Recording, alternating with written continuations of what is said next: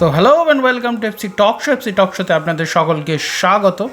তো transfer market কিন্তু কাল থেকে শুরু হবে। যদিও ইন্ডিয়ান ট্রান্সফার মার্কেট শুরু হবে 12ই জুন থেকে, তবুও ওয়ার্ল্ড ট্রান্সফার মার্কেট কিন্তু শুরু হবে কাল থেকে।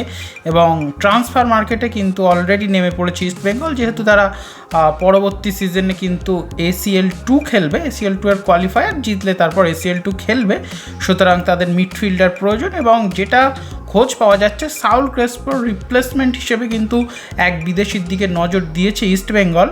সবথেকে ইন্টারেস্টিং ব্যাপার হলো মোহনবাগানও কিন্তু রেসে আছে ওই প্লেয়ারটিকে নিজেদের দলে নেওয়ার জন্য। তো সেই প্লেয়ারটিকে নিয়েই কিন্তু আজকের এই ভিডিও।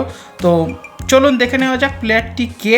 তার আগে যারা চ্যানেলে নতুন, চ্যানেলটিকে সাবস্ক্রাইব করে রাখবেন, পাশে থাকা বেল আইকনটিকে অন করে রাখবেন এবং ভিডিওটি ভালো লেগে থাকলে একটা লাইক বন্ধুদের সাথে শেয়ার করবেন।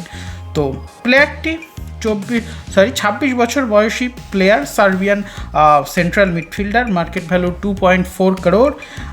UEFA কনফারেন্স লিগ খেলেছেন, প্রিমিয়ার লিগ খেলেছেন, এছাড়া আর্মেনিয়ান ইন্ডিপেন্ডেন্স কাপ খেলেছেন। উচ্চতাটা যথেষ্ট ভালো, 183 সেন্টিমিটার। সেন্ট্রাল মিডফিল্ডের পাশাপাশি লেফট উইং পজিশনেও খেলতে পারে, সুতরাং মাল্টিফাংশনাল প্লেয়ার। মেনলি তবে খেলে থাকেন সেন্ট্রাল মিডফিল্ড, প্রয়োজনে একটু অ্যাটাকে যোগ দেন।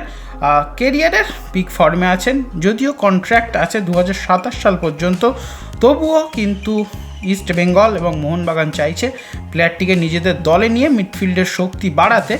এবং দুই বাংলার প্রধান কিন্তু আবারও ডার্বিতে মেতে উঠেছে এক প্লেয়ারকে নিয়ে, তিনি এই প্লেয়ার। তো সাউল ক্রেসপোর রিপ্লেসমেন্ট হিসেবে কিন্তু ইস্ট বেঙ্গলে তিনি যোগ দিতে পারেন, কথাবার্তা ইনিশিয়াল স্টেজে আছে। এবং মোহনবাগানে কিন্তু ডিমি পেট্রাটাসের রিপ্লেসমেন্ট হিসেবে তিনি যোগ দিতে পারেন। সুতরাং দুটো ভাইটাল প্লেয়ার দু দলের বেরিয়ে যেতে পারেন। ডিমি তো বেরিয়ে গেছেন এবং সাউল ক্রেসপো বেরিয়ে যেতে পারেন, এবং তার পরিবর্তে কিন্তু এই প্লেয়ার সাইদ ইসলামোভিচ নাম তার, তিনি কিন্তু বাংলার দুই দলের কোনো একটিতে জয়েন করতে পারেন আগামী মরশুমে।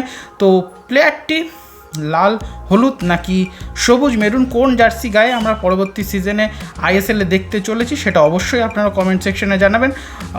ইস্ট বেঙ্গল, মোহনবাগান এবং অন্যান্য দলের ছোটো খুঁটিনাটি ISL-এর ট্রান্সফার রিলেটেড আপডেট পেতে এমন চ্যানেলটিকে সাবস্ক্রাইব করে রাখুন এবং পাশে থাকা বেল আইকনটিকে অন করে রাখুন। তো দেখা হচ্ছে এমনই আপডেটেড ভিডিওতে, ততক্ষণ সকলে ভালো থাকবেন, সুস্থ থাকবেন।